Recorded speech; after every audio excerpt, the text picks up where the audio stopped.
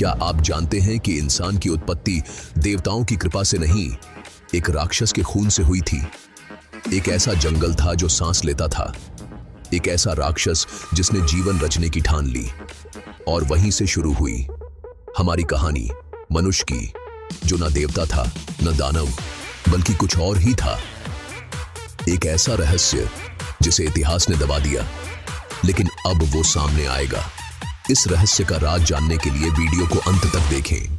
करीब 10,000 साल पहले धरती का हर कोना जंगलों, पहाड़ों और रहस्यमय जीवों से भरा था।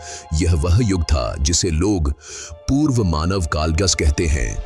इस समय धरती पर केवल दो ही तरह की शक्तियां राज करती थीं, देवता और दानव। इन दोनों के बीच लगातार संघर्ष चलता रहता था, लेकिन इस संघर्ष में संतुलन बना हुआ था। देवता आसमानों में रहते थे और दानव धरती के अंधेरे कोनों में। लेकिन एक दिन यह संतुलन टूट गया। दक्षिण दिशा में, जहां सूरज की किरणें भी नहीं पहुंचती थीं, वहां फैला था एक रहस्यमयी, खौफनाक जंगल, कालवन। यह जंगल जीवित था, हाँ, सांस लेता था, धड़कता था। कहते हैं कि वहां हवा तक सीटी बजाते हुए डर से बहती थी। वहां निवास करता था एक राक्षसों का राजा, बलार्क। बलार्क कोई साधारण राक्षस नहीं था। वह हजारों साल पुराना था, जिसने देवताओं के कई योद्धाओं को मार गिराया था। वह तंत्र मंत्र का मास्टर था और अमृता की खोज में लगा हुआ था। लेकिन उसे एक बात परेशान करती थी, देवताओं की रचना शक्ति। देवता पेड़ बना सकते थे, पशु पक्षी गढ़ सकते थे, यहां तक कि जीवन दे सकते थे। बलार्क को ईर्ष्या थी। एक दिन उसने आकाश की ओर देखा और कहा, यदि मैं रक्त से जीवन ना बना सका तो मेरा नाम बलार्क नहीं। उस रात उसने एक खौफनाक अनुष्ठान शुरू किया। उसने अपने सीने को चीर कर रक्त बहाया और उसे कालवन की काली मिट्टी में मिलाया। वह मिट्टी धीरे धीरे तपने लगी, फिर धधकने लगी जैसे कोई ज्वालामुखी फूट पड़ा हो। 7 रात और 7 दिन तक बलार्क ने खुद को रक्तहीन कर दिया, और तब जाकर मिट्टी से एक आकृति उठी, झुकी हुई, कमजोर सी, लेकिन उसकी आंखों में चमक थी। वह था पहला इंसान। वह ना राक्षस था ना देवता।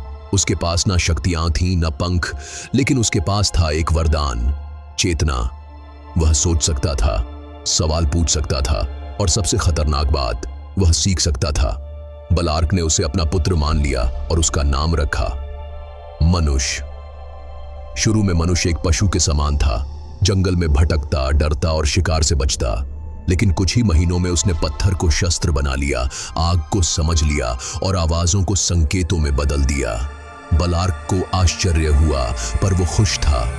यह मेरा यंत्र है, उसने सोचा, इसे देवताओं के विरुद्ध इस्तेमाल करूंगा। परंतु बलार्क को यह नहीं पता था कि उसने जो बनाया है वह सिर्फ उसका आदेश मानने वाला नहीं है। मनुष्य ने सोचना शुरू कर दिया।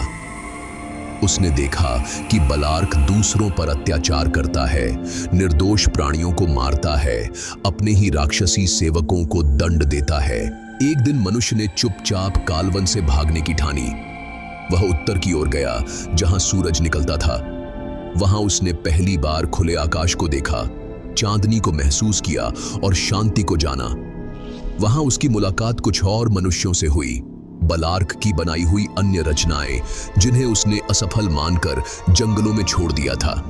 वे कमजोर थे, लेकिन मनुष्य ने उन्हें एकत्र किया, उन्हें सिखाया कैसे पत्थर को धारदार बनाना है, कैसे आग जलानी है, कैसे भाषा बनानी है।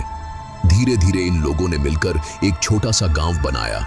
यह था आदिम मानव समाज।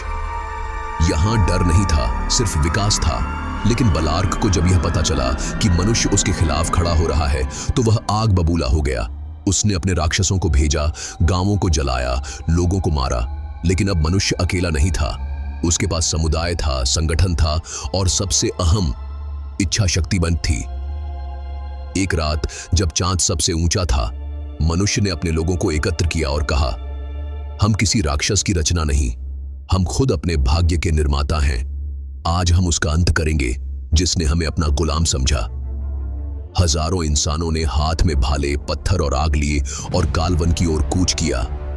जैसे जैसे वे जंगल के भीतर गए, पेड़ कांपने लगे, जानवर चुप हो गए और अंधकार गहरा होता गया। कालवन के केंद्र में बलार्क खड़ा था। ऊंचा भयानक, उसकी आंखों से आग निकल रही थी। तुम सब मेरी ही बनाई हुई मिट्टी हो, उसने गरजते हुए कहा। मुझे मिटाकर क्या पाओगे? मनुष्य ने उसकी आंखों में देखा और कहा, हम अब मिट्टी नहीं हैं, हम अब विचार हैं। तुमने शरीर दिया, पर आत्मा हमने खुद गढ़ी है। और फिर शुरू हुआ एक ऐतिहासिक युद्ध मनुष्यों और राक्षसों के बीच।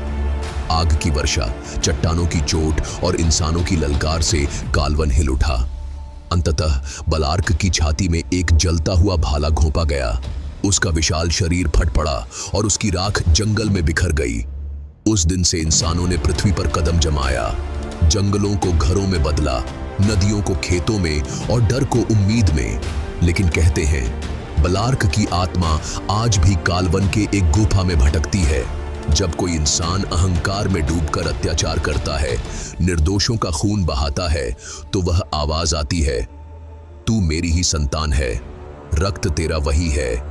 बलार्क अब भी जिंदा है, और शायद इसीलिए इंसान के भीतर आज भी दो चेहरे हैं, एक सृजनकर्ता और एक विनाशक।